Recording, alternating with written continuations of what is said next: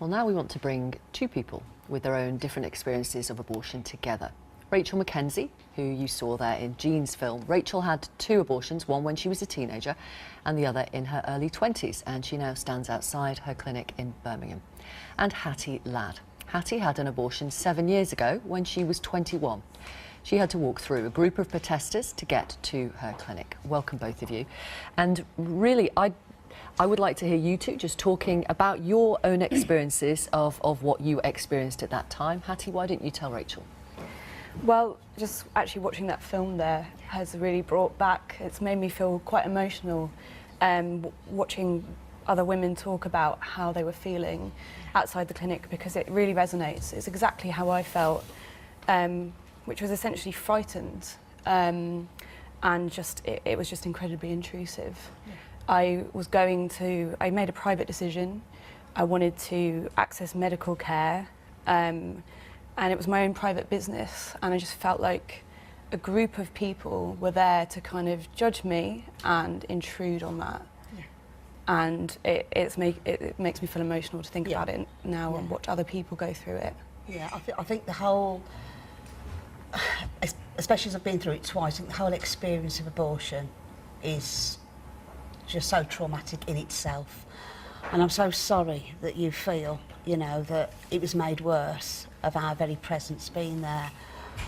But can you also understand the hundreds of women like myself that got to that clinic, not because we hadn't thought long and hard about it. I know you said you did, but I hadn't. Hundreds that I help haven't. And we actually got to that clinic through fear alone. And because of that fear, we weren't making the right decisions. And I'm just there, and the women are there, and the men are there, to give people that have no other choice, to give them a choice of support. You know, it's not just praying, it's financial support. Not just to 24 weeks, but up until, you know, if the child's 18, you know, many women, and also the women that have had abortions, like myself, that afterwards, they're so traumatised that they need support, and that's why, you know, I help those through Rachel's Vineyard and through there's other different organisations as well, but my own Rachel's Vineyard that I work for, voluntary, you know, we're there to support them as well, so we're not judging. How could I judge? I've had to. I think that the judgment is implicit in people standing there. I think to say that it's not judging when that's clearly what it feels like, because you know, 40 Days for Life were outside of the clinic. There were about 30 people there because it was around Lent.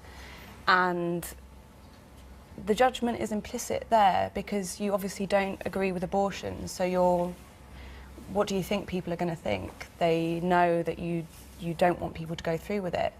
So it's intruding on a private decision that you want to go and speak to like a medical practitioner about, somebody who's trained, somebody who will make you aware of the risks, who will ask you whether you're sure about it. Yeah.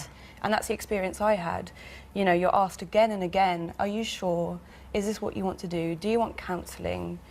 And obviously it's terrible if people regret their abortions, and it's really sad, and I wouldn't want anyone to go through that either.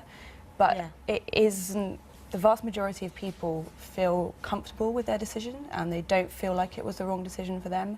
And I think to say that it's worth it to catch the people who will regret it, it's not worth it. It's not fair to put people through that, and I think you need to find a better approach. I know you said that, you know, the vast majority don't regret it, but I don't know how many people you know that have had abortions. I'm sure you know quite a few.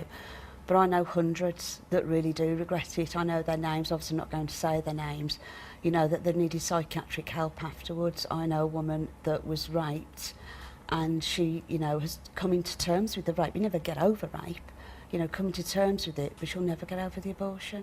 And she's having psychiatric help. My own experience, I was awake for my abortion, you know, and I watched, you know, the abortionist count my baby's body parts. Now, I'm not going to go outside a clinic and say that to people, but that's my own experience. But I'm just there, like the others are, to help those women. I know there's support everywhere, but when you're living on fear, you don't know where the support is. And if that's the last place You know, and those women haven't got to go through what I went through and regret what I did. Surely those women matter. Surely those women deserve that. They absolutely do, but I think that everybody else going in the clinic who's made a decision and is perfectly happy with it, Yeah.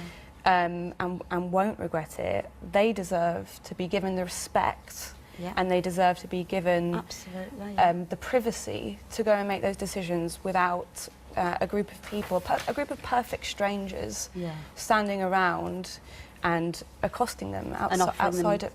They're not. It's They're- not helpful if you know that that's what you want to do. Yeah. It's not helpful. I- It increases the feelings of shame around abortion that are still quite prevalent everywhere else Yeah. in society, Yeah. and it just increases it. And so something that actually is quite normal for most people, a third of women have abortions in their lifetime, it's actually quite a normal Yeah. thing. It's part of our reproductive health care, and it's increasing the shame and stigma around it, and I don't think that's fair to do to people. Final thought from you, Rachel. My final thought is that I understand, you know, what you're saying, that's how you feel. But if giving somebody a leaflet and saying, can I help with proper support and help, surely that's got to be good for some people, a lot of people that we have helped. Final thought from you, Hattie. I just think that abortion should be a private decision that shouldn't be interfered with. I don't think you should be accosted by strangers, and I don't think that it's worth traumatising other people to help other people. I think you need to find a better approach. Okay. Rachel's Vineyard just definitely doesn't traumatise people. Thank you both. Thanks. Really appreciate you having that conversation together. Thank you very Okay. much, Hattie.